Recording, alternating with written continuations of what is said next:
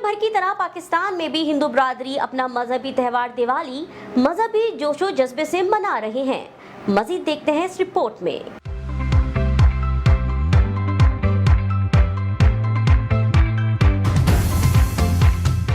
हिंदू अकीदे के मुताबिक भगवान रामचंद्र अपने वालिद राजा दशरथ के वादे को पूरा करने के लिए 14 साल जंगल में गुजारे और उनकी वापसी पर इसी दिन से ये दिन दिवाली के नाम से मनाया जाता है। दिवाली का त्यौहार 3 दिन तक जारी रहता है। इस दौरान हिंदू बिरादरी के लोग अपने घरों और दुकानों को बरक़ी कुमकुमों से सजाते हैं, दिए जलाते हैं और मंदिरों में खुसूसी पूजा भी करते हैं। हिंदू बिरादरी के लोगों का कहना है कि वो पाकिस्तान में अपना मजहबी त्यौहार मजहबी जोशो जज्बे और पूरी आज़ादी से मनाते हैं। दिवाली के मौके पर जलेबी की मिठाई खुसूसी तौर पर तैयार की जाती है और एक दूसरे के घरों में भी भेजी जाती है।